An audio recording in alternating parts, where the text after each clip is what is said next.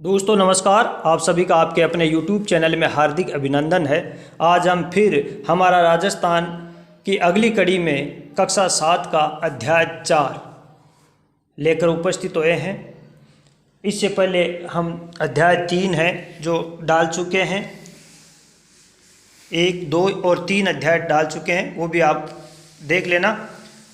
आज हम अध्याय 4 लेकर आए हैं, कृषि राजस्थान में कृषि विपणन। अब देखिए, अध्याय 3 था वो राजस्थान में कृषि और सिंचाई से संबंधित था।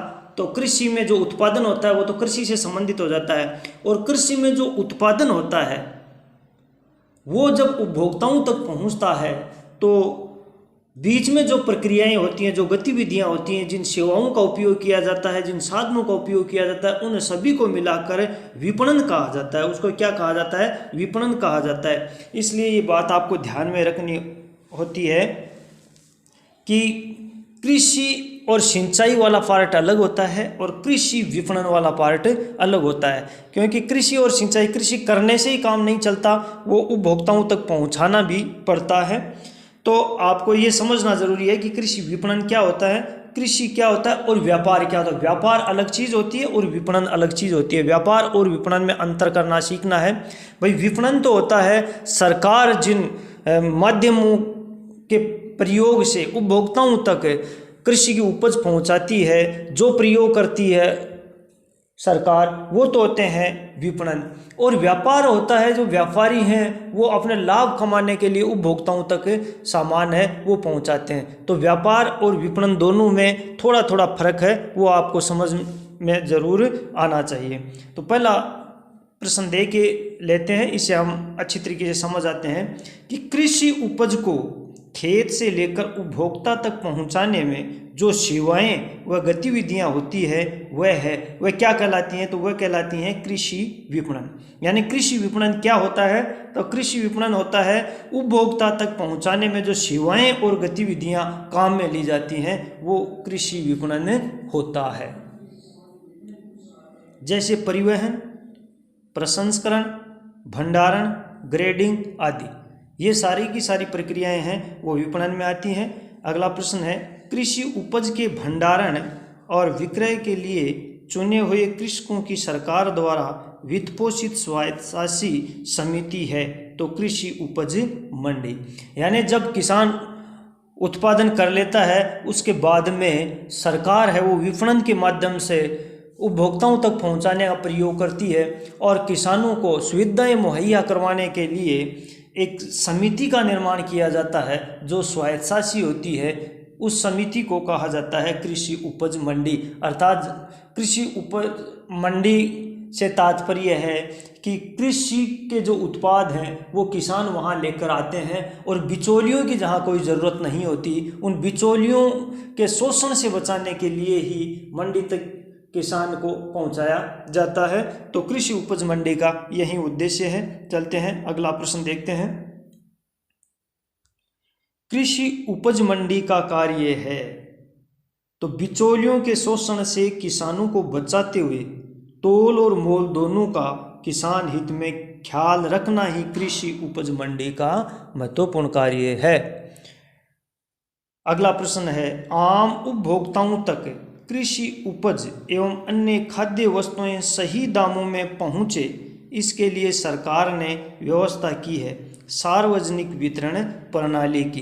तो आपको कृषि एवं सिंचाई, कृषि विपणन, व्यापार, कृषि उपज मंडी और सार्वजनिक वितरण प्रणाली, इन सभी में अंतर करना जरूर आना चाहिए। अब देखिए, एक बार सुन लीजिए। यानी कृषि एवं सिंचाई तो क्या होता है? जो कृषि कार्य किए जाते हैं, कृषि से उत्पादन जो होता है, जो अनाज उगाया जाता है, वो कृषि एवं सिंचाई हो गई, जिसमें सिंचाई साधनों का प्रयोग किया जाता है। फिर होता है विपणन। विपणन का मतलब होता है कि सरकार द्वारा जो प्रयास किए जाते हैं उपभोक्ताओं तक पहुँचाने में, वो होता है विपणन। एक होता है व्यापार। तो व्यापार है जो व्यापारियों द्वारा किसानों से खरीद कर और उपभोक्ताओं तक पहुंचाया जाता है, और उसमें व्यापारी हैं अपना मुनाफा कमाते हैं, वो क्या होता है? व्यापार होता है। अब एक बात और आ गई, सार्वजनिक वितरण प्रणाली। अब ये सार्वजनिक वितरण प्रणाली क्या है? क्योंकि सरकार का ये मुख्य अहम होता है कि किसानों को अपनी उपज का ज़्यादा से ज़्यादा मूल्य मिले, इसलिए उन्होंने किसान मंडियों का निर्माण करवाया और उपभोक्ताओं को वो वस्तुएं ज़्यादा महंगी ना मिले, इसके लिए सार्वजनिक वितरण प्रणाली का प्रयोग किया गया। यदि किसानों को अच्छा मूल्य मिल जाता है और फिर व्यापारी हम मनमाने भावों में यदि उपभोक्ता तक बेचते हैं तो शासन प्रक्रिया वो डगमगा जाती है। इसलिए सरकार ने एक सार्वजनिक वितरण प्रणाली जो प्रक्रिया है अपनाई है, जिस कारण उपभोक्ताओं तक वो उत्पाद है वो महंगा न पहुँचे। इसके लिए सरकार ने जो उचित मूल्य की दुकान है, राशन की दुकानें हैं, बीपीएल के लिए अलग व्यवस्था है और जो राशन किट दिए जाते हैं वो सारे के सारे सार्वजनिक वितरण प्रणाली का हिस्सा ही होते हैं। आगे बात करते हैं, गरीब उपभोक्ताओं तक कृषि उपज एवं खाद्य पदार्थों को पहुंचाने का प्रयास सरकार द्वारा किया जाता है। तो किसके द्वारा किया जाता है? वह उचित मूल्य की दुकानों या राशन की दुकानों के माध्यम से। राशन की दुकानें होती हैं हर गांव में, हर जिले में, और जो उचित मूल्य की दुकानें होती हैं जिले स्तर पर, वहां से गरीब जो उपभोक्ता होते हैं वहां तक सरकार है वो कृषि उत्पाद है वहां तक पहुंचाती है। तो ये सार्वजनिक वितरण प्रणाली का ही हिस्सा है। चलो आगे चलते हैं। अगला प्रश्न है, उपभोक्ताओं तक उचित मूल्य में खाद्य पदार्थ पहुंचाने का कार्य किस विभाग द्वारा किया जाता है? तो ये भी आपको ध्यान में रखना है। ये विभाग है खाद्य नागरिक आपूर्ति एवं उपभोक्ता मामला विभाग है। इस विभाग द्वारा उपभोक्ताओं तक उचित मूल्य में खाद्य पदार्थ पहुंचाने का कार्य किया जाता है। दोस्तों आपको बता दूं, वन लाइनर प्रश्न है वो कक्षा 7 के 3 पार्ट डाल चुके हैं, कक्षा 6 के पहले डाल चुके थे। ये नए जिलों से अपडेट होकर जो प्रश्न बनते हैं वो भी इनमें सम्मिलित किया जाता है। पार्ट 1, 2, 3 तीनों पार्टों में हमने नए जिलों से जितने भी प्रश्न हैं वो परिवर्तित हुए हैं, वो सम्मिलित किए हैं। लेकिन इस पार्ट में कोई भी ऐसा प्रश्न नहीं है जो नए जिलों से अपडेट हो, क्योंकि ये विपणन से संबंधित है जहां जिलों का कोई लेना देना नहीं है। इसलिए यहाँ कोई ऐसा प्रश्न अपडेट हुआ ही नहीं है, तो ये अपडेट कहाँ से करेंगे? इसलिए जैसा किताब में है उनमें से जितने भी प्रश्न बनते हैं वो प्रश्न सारे के सारे निकाल कर आपके सामने मैं प्रस्तुत कर रहा हूँ। और इसी तरीके से वीडियो आते रहेंगे जो आपके राजस्थान में चाहे राजस्थान पुलिस हो, चाहे आपकी आरएएस हो, चाहे अध्यापक ग्रेड 3, 2, अध्यापक ग्रेड 1, चाहे लैब असिस्टेंट हो, चाहे आपका असिस्टेंट प्रोफेसर हो, जिस भी प्रकार की परीक्षाएं होती हैं उनमें ये किताबें हैं वो काम में आती हैं। और राजस्थान जीके से संबंधित किसी भी एग्जाम में यदि कोई प्रश्न पूछे जाते हैं उनमें 70 से 80% तक प्रश्न इन्हीं किताबों से आते हैं। तो इन किताबों को आप ज़रूर पढ़ें। ये सारे के सारे प्रश्न निकाल कर आपको दे रहा हूँ। यदि आप चैनल पर नए हैं तो प्लीज़ सब्सक्राइब जरूर कर लेना, और वीडियो अच्छा लगे तो लाइक करना, और आपकी कोई क्वेरी हो तो कमेंट जरूर करना। आगे चलते हैं। राजस्थान राज्य कृषि विपणन बोर्ड की स्थापना कब की गई? तो ये वर्ष 1976 में की गई थी। ये प्रश्न कई बार परीक्षाओं में आता है, आपको ध्यान रखना है। वर्ष 1976 में कृषि विपणन बोर्ड की स्थापना की थी। विपणन क्या होता है वो आप समझ ही चुके हैं। किसानों की सहायता के लिए मंडी में होते हैं आड़तिये। किसानों की सहायता करने के लिए मंडी में आड़तिये होते हैं। ये आड़तिये 2 प्रकार के होते हैं दोस्तों, एक कच्चे आड़तिये और पक्के आड़तिये। कच्चे आड़तिये वो होते हैं जिनकी दुकानें होती हैं मंडियों में, और वो किसान से अपनी दुकान पर किसान की उपज रखवा लेते हैं, और उसी दिन यदि किसान को उपज का उचित मूल्य मिलता है तो उसी दिन बेच देते हैं, नहीं तो अगले दिन बेच देते हैं, और थोड़ा बहुत अपना मुनाफा रख के व्यापारियों तक पहुंचा देते हैं। और व्यापारियों से खरीद कर जो थोक जो व्यापारी होते हैं उन तक पहुंचाने का जो कार्य किया जाता है वो पक्के आड़तिये करते हैं। तो किसानों की सहायता के लिए जो मंडी में होते हैं वो क्या होते हैं? आड़तिये होते हैं, जो निर्धारित किए जाते हैं। जो व्यक्ति मतलब उनकी दुकानें होती हैं, सरकार द्वारा उनकी लॉटरी निकाल कर वो दुकानें दी जाती हैं। आड़तिये कितने प्रकार के होते हैं? तो 2 प्रकार के होते हैं, एक तो कच्चे आड़तिये और पक्के आड़तिये। चलो आगे चलते हैं। अगला प्रश्न है, मंडियों में खरीदारों से वसूल किया जाता है बाजार शुल्क। यानी मंडियों में दो प्रकार के शुल्क लगाए जाते हैं, एक तो लाइसेंस शुल्क होता है, एक बाजार शुल्क होता है। तो खरीदारों से जो वसूल किया जाता है वो होता है बाजार शुल्क, और मंडियों में मध्यस्थों से वसूल किया जाता है वो होता है लाइसेंस शुल्क। राज्य में जीरे की सबसे बड़ी मंडी है तो ये है जोधपुर में। राजस्थान में धनिया तथा मेथी के लिए विश्व प्रसिद्ध मंडी है कोटा की रामगंज मंडी। आगे चलते हैं। सरकार द्वारा किसानों से उपज खरीदी जाती है, तो इन समर्थन मूल्य पर खरीदी जाती है। किसान द्वारा किसानों से उपज, यानी कि भाई किसानों को उचित मूल्य मिले, इसके लिए न्यूनतम समर्थन मूल्य पर सरकार है वो किसानों से उनकी उपज खरीदती है। पॉइंट ऑफ सेल POS क्या है? तो यह उपभोक्ताओं को बायोमेट्रिक उपभोक्ताओं का बायोमेट्रिक सत्यापन करने की जो मशीन है वो कहलाती है पॉइंट ऑफ सेल।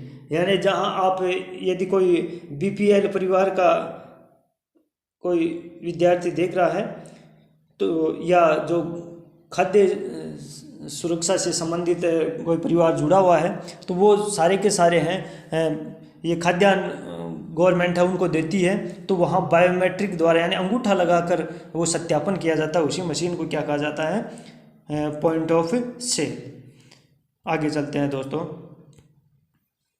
अब देखिए ये जितने प्रश्न बन रहे थे वन लाइनर वो सारे के सारे मैंने निकाल कर आपको दे दिए हैं, और ये आपकी किताब के अंत में जो प्रश्न दिए गए हैं वो आपको कमेंट बॉक्स में इनका उत्तर देना है। कृषि विपणन बोर्ड मदद करता है, किसकी करता है? क्या शिक्षक की करता है, क्या पशुपालक की करता है, विद्यार्थी की करता है, या फिर किसान की करता है? इसका उत्तर आपको कमेंट बॉक्स में देना है, और ज़रूर ही देना है दोस्तों। चुपचाप सुनकर मत जाया करो, कमेंट बॉक्स में उत्तर ज़रूर दे दिया करो। आपका उसमें कुछ भलाई होगा, आपको याद ही होगा। कृषि उपज मंडी में मध्यस्थों से वसूला जाता है। अब ये प्रश्न देखिए, क्या बाजार मूल्य या लाइसेंस शुल्क या सेवा शुल्क या परीक्षा शुल्क? अब आपको पता है परीक्षा शुल्क और सेवा शुल्क तो नहीं है, इन दोनों में से अभी हम पढ़ के आए हैं। यानी प्रश्न तो सारे के सारे हमने वन लाइनर में पढ़ लिया है, क्या याद कितना हुआ है वो आपको कमेंट बॉक्स में उत्तर देना है। कृषि उपज मंडी में मध्यस्थों से वसूला जाता है। चलो इस प्रश्न का उत्तर आपको समझा देता हूँ, याद ही करवा देता हूँ। देखिए आपको पता है कृषि उपज मंडी में दो शुल्क हैं वो वसूले जाते हैं, एक तो बाजार शुल्क है, एक लाइसेंस शुल्क है। तो एक तो खरीददार से, जो खरीदते हैं व्यापारी होते हैं उनसे वसूला जाता है, और एक जो मध्यस्थ होते हैं उनसे वसूला जाता है। तो खरीददार से तो वसूला जाता है बाजार शुल्क, और ये मध्यस्थ से शुल्क आ जाता है लाइसेंस शुल्क। तो आपको याद ऐसे रखना है, खरीददार बाजार, खरीददार बाजार, यानी खरीददार से बाजार शुल्क लिया जाता है और मध्यस्थों से लिया जाता है लाइसेंस। अब आपकी याद रह जाएगा, खरीददार बाजार शुल्क, मध्यस्थ लाइसेंस शुल्क, यानी खरीददार बाजार, ये याद रह जाएगा। तो अगला अपने आप ही याद रह जाएगा। अगला प्रश्न है,